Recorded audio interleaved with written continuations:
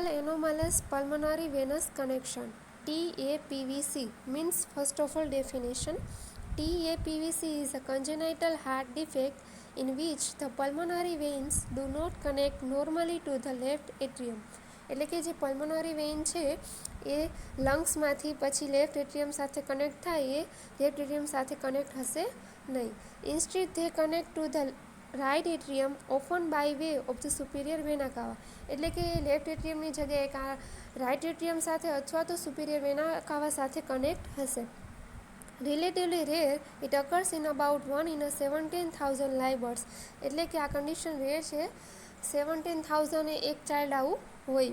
ASD ઓર ફોરામેના always present. એટલે કે એટ્રિયલ septal defect અને ફોરામેના અથવા તો ફોરામેના ઓવેલ આ કન્ડિશનમાં સાથે પ્રેઝન્ટ હોય.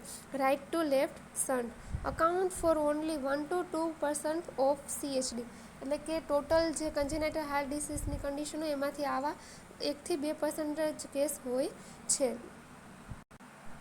ટોટલ એનોમલસ પલ્મોનરી વેનસ કનેક્શનમાં superior vena cava, atrial septal defect, left innominate vein and pulmonary veins. Oxygenated blood returning from the lungs is routed back into the superior vena cava rather than the left atrium.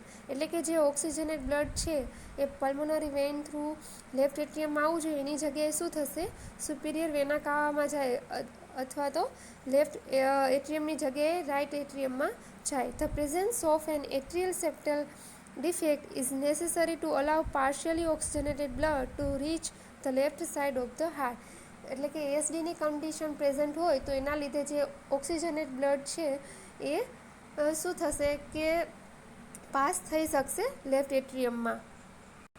Next છે પેથોફિઝિયોલોજી.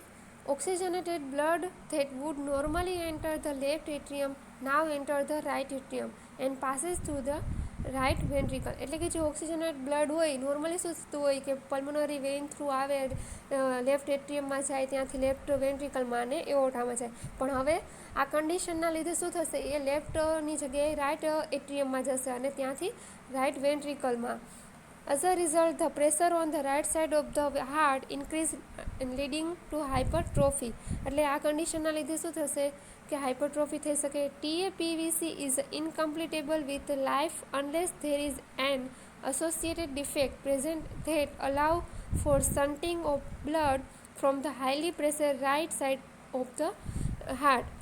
એટલે કે આમાં શું કહેવા માંગે છે કે life ત્યારે જ પોસિબલ મીન્સ કે છે કે જો આમાં ડિફેક્ટ હોય, મીન્સ કે જે રાઇટ સાઈડનું બ્લડ છે એ લેફ્ટ સાઈડ જઈ શકે તો જ. અને એના માટે શું છે પેટર્ન ફોરામેના ઓવેલ ઓર એના એએસડી ઇઝ યુઝ્યુઅલી પ્રેઝન્ટ. એટલે આના માટે શું છે કે પેટર્ન ફોરામેના ઓવેલ બરાબર અથવા તો એટ્રિયલ સેપ્ટલ ડિફેક્ટના લીધે શું થશે કે બ્લડ છે એ રાઇટ સાઈડ વધારે પ્રેશરના લીધે શું થશે લેફ્ટ સાઈડ જશે.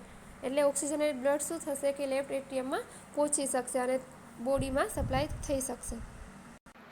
Since none of the pulmonary vein connect normally to the left atrium, the only source of blood to the left atrium is blood that is shunted from the right atrium across the defect to the left side of the heart.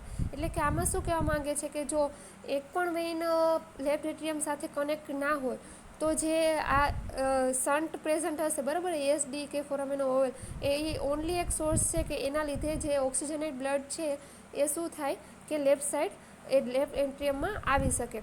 The highly oxygenated blood from the lungs completely mixed with the poorly oxygenated blood returning from the systematic circulation. એટલે કે આમાં શું થાય છે કે જે systematic સર્ક્યુલેશનમાંથી બરાબર superior અને ઇન્ફિરિયર વેનાકામાંથી ડીઓક્સિજનેટ બ્લડ છે એ અને સાથે સાથે જે હવે ઓક્સિજનેટ બ્લડ છે એ બંને રાઇટ એટ્રિયમમાં મિક્સ થશે.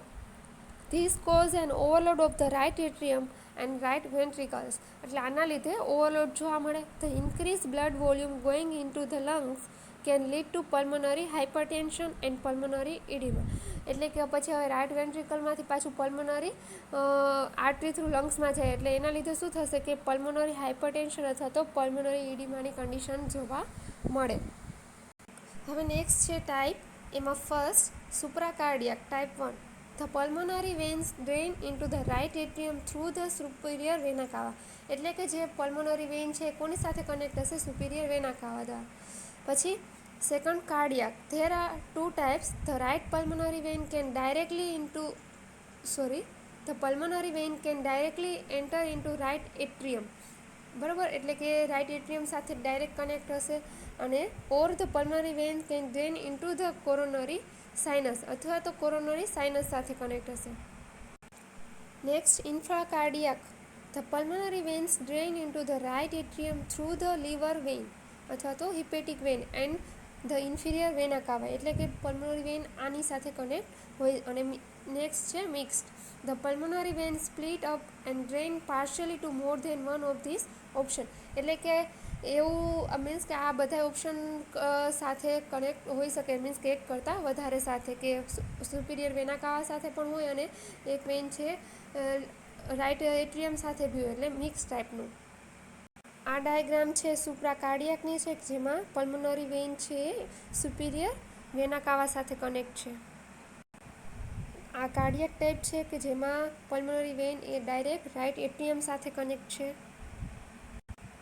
થર્ડ ડાયાગ્રામ જે ઇન્ફ્રાકાર્ડિયાક, એટલે કે જે પલ્મોનરી વેન છે જે નીચે આપણે જોઈ શકીએ છીએ કે ઇન્ફિરિયર વેના કાવા સાથે કનેક્ટ છે. હવે નેક્સ્ટ છે clinical manifestation. Depends on the presence of obstruction to pulmonary venous drainage and size of ASD. In a supracardiac type without obstruction, mild cyanosis, CHF, S2 wide and splitted. And infracardiac type is always obstructive. Infant are always symptomatic, pulmonary hypertension, cyanosis and tachycardia, etc. Next છે investigation. એમાં આપણે chest x ray, બરાબર, normal or mildly cardiomegaly જોવા મળે અથવા તો varying degree of pulmonary oedema. પછી ECG કરી શકીએ, એમાં with obstruction right ventricular volume overload જોવા મળે, રાઇટ એક્સિસ ડેવિએશન અને રાઇટ વેન્ટ્રિક્યુલર હાઇપરટ્રોફીની કન્ડિશન પ્રેઝન્ટ હોય. પછી છે ઇકોકાર્ડિયોગ્રાફી.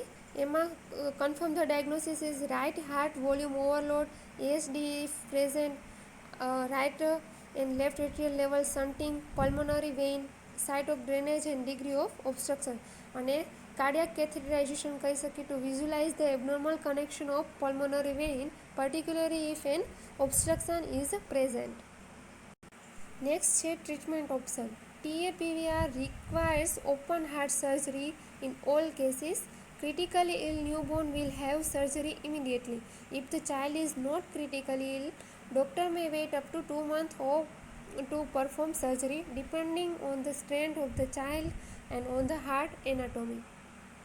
હવે સર્જરીમાં શું કરવામાં? In TAPVC the pulmonary veins, despite their abnormal connection to the other vein, all end in a collection called a confluence at the back of the left atrium. The surgeon opens the confluence so that the vein can drain into the left atrium. Then tie off all the abnormal connection between the pulmonary veins and other veins so that blood can follow only the part to the left atrium. The surgeon also close septal defect with tiny patches or stitches and close the PDA. As the child's age, the lining of the heart grow over the stitches. In a nutshell, surgery is the pulmonary vein is repositioned to the back of the left atrium and the ASD is closed. Next છે nursing management. Preoperatively note history of cyanosis, tearing easily and difficulty in feeding. Observe the chest for prominence of right ventricular impulse and retraction with tachypnea. Auscultate the heart, noting fixing, splitting of the second heart sound and murmur. Palpate the abdomen for hepatomegaly. Postoperatively monitor for dysarrhythmias, heart block and persistent heart failure.